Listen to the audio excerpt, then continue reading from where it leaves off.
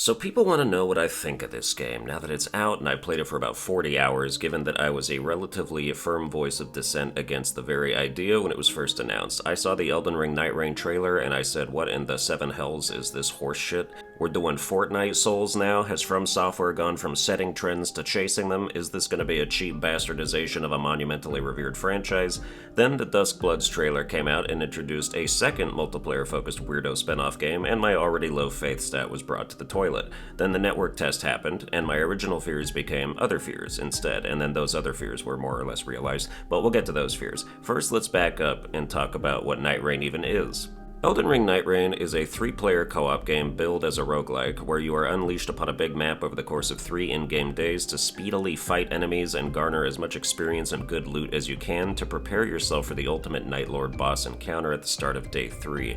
It is a race against the clock from the moment you touch down as you rush to level up and visit important locales within a gradually shrinking circle, hence the Fortnite comparison. If you're caught outside the circle, you start to lose health, and if you have the healing, you can exist out there for like a minute until the damage ticks start getting larger and destroy you. Unlike regular Elden Ring, you have different preset characters you can choose that serve as your class, and level ups automatically increase whatever stats that class likes. You just run to a site of grace with enough runes, press X or whatever, you have a preordained level up and get the hell out of there. Some gameplay elements are also changed from Elden Ring, like instead of a horse, you have a super sprint that makes you run way faster, and you take no fall damage so you can leap off cliffs without breaking your kneecaps. Each class has their own skill and ult, basically, powerful or useful abilities on cooldowns you should make liberal use of, like the Raider can use his skill to tank his way through enemy attacks with vastly increased damage reduction and then hit him with a payback blow, and the Duchess can use her ult to make everyone invisible to reposition or retreat or work on reviving downed allies. From a purely moment-to-moment gameplay perspective, I think the combat and traversal in this game beats regular Elden Ring. I like sprinting everywhere instead of always having to wait a couple seconds to call my horse. There's way more spirit springs around the map in Nightreign, and they're used on foot, and no fall damage is a huge quality of life feature that this game definitely couldn't do without. On the combat side, the skills and ults exist alongside the weapon skills and feel natural. Each class gets a new smoother moveset with at least one type of weapon, and there's no equipment weight to slow you down so you can wield 2 giant hammers and still dart around the map like the Roadrunner. It's a straight upgrade to Elden Ring's gameplay. You just lose the deeper RPG customization, which this game could never facilitate anyway because you have to move too fast to get very far. Nightreign is definitely one big mad dash from start to finish. Oftentimes it's not even worth opening chests unless they're very specific ones, because you can't afford to lose even a few seconds picking through trash, and this game has a lot of trash, which coincides with one of my revised fears from the network test that ended up staying true. Nightreign is a fake roguelike. If you've been around a while, you may remember my stance on Returnal, which is the first game I used that term for, a roguelike that isn't actually much different between runs, if at all, where the randomization is at a minimum and doesn't create meaningfully different experiences on repeat excursions. The area you play in is about the size of Limgrave from Elden Ring, but the bones of it are identical every time you load into it. The game takes the unchanging map and then peppers it with shuffled landmarks in predetermined spots, and while those landmarks might be in different locations sometimes, the landmarks themselves don't change. These are points of interest like small castles or soldier camps or ruins that never change their layout and always have the exact same enemies and bosses in them when they show up. Like if you get a small castle, it's always either going to have a bunch of soldiers attacking an abductor virgin boss or a bunch of soldiers with one of those shield knights as a boss. Every landmark is an either-or scenario, and it doesn't take many playthroughs to see everything.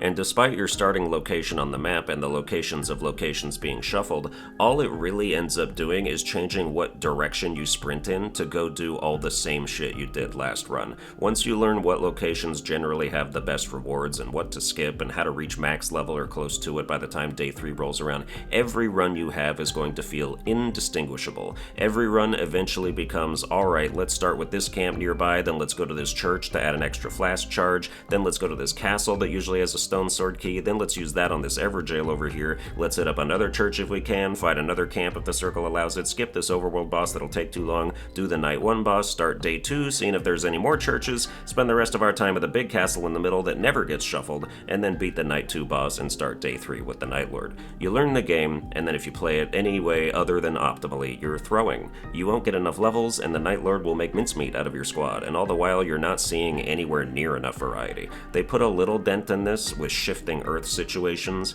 which are 4 different states that change the environment of one corner of the map into like a volcanic crater or a snowy mountain. But these occur less often than not, especially after you beat all the bosses, and half the time it's not even optimal to go to these places if you've already beaten them for the trophies. Another issue with variety is the relics. Your character can equip 3 relics before a run that can improve certain abilities or make you start with certain items, and 98% of the time it's not even worth glancing in their direction. It's mostly shit. You complete a run, you see what relics you earned, they almost never elicit a response of excitement. You probably just got one that raises your lightning attack by 5% and increases your strength stat by 1. Some relics can randomly have character-specific abilities that can make them mildly worth a damn, but they are few and far between and still aren't good enough to be called diamonds in a sea of rough. The relics are supposed to carry the weight of the permanent progression aspect of roguelites to give you something to strive for in making your characters perpetually stronger between runs, and they are all so fucking garbage that enthusiasm of, ooh, what did I just gets sapped real quick. So you've got samey runs and no feeling of, well, at least I improved my character to have a better chance next time. Fake roguelike. So that's my biggest gripe. Whenever a roguelike is billed as a roguelike but does not effectively roguelike, I get upset. But that's not all there is to a game's quality. Let's get to the game graph, where we're out here judging story, graphics, mechanics, and fun as separate entities before culminating together with an overall score at the end, starting with story. In typical FromSoft fashion, this game's story does not matter, unless you like scavenger hunting for lore tidbits in item descriptions, or more likely just watching someone explain it inconsequentially in a YouTube video. It really makes no difference to your gameplay experience. The character quests are a bit more straightforward this time around. You'll be embarking on past delving quests called Remembrances that shed a little light on what people were doing before you started night lording with them, but again, it does not matter, outside of unlocking semi-decent static relics for specific characters to use. There isn't even a trophy for doing them. The only trophy I'm missing in this game is defeating a raid boss who outright refuses to raid me, but otherwise this is definitely the easiest Souls Platinum you could acquire. It's just beat every boss, buy an outfit, touch yourself, that kind of thing. Anyway, story gets an NA, because who cares? Graphics is up next, and Nightreign looks pretty much equally as good as base Elden Ring, which was pretty good. I gave that an 85 back in the day, and this is borderline identical, so we're going 85 again.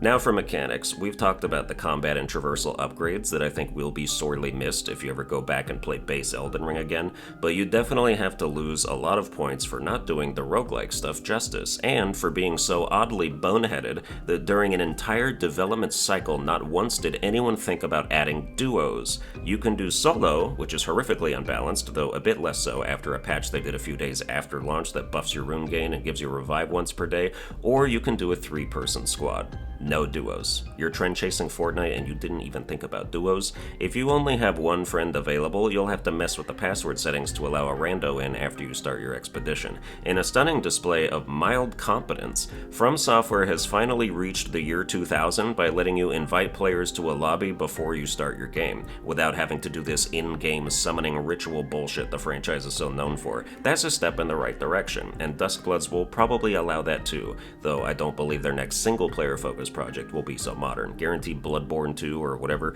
will revert back to their archaic, quirky nonsense. But so you've got online that is somewhat improved but missing key features, and alongside all the other things going on, I have to give mechanics a 65. Now for fun. Is Elden Ring Nightreign fun?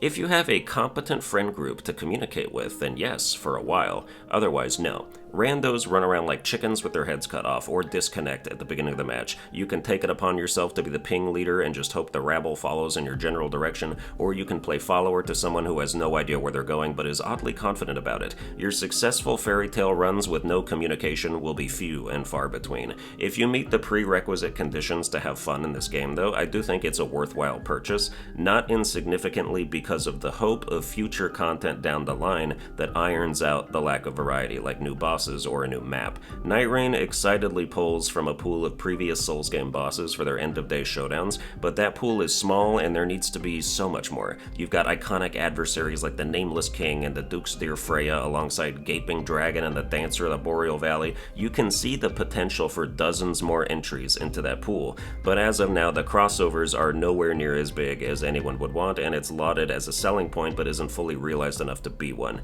There's some bones of a cool thing going on here, but they are not fleshed out yet, so fun is limited at a 75.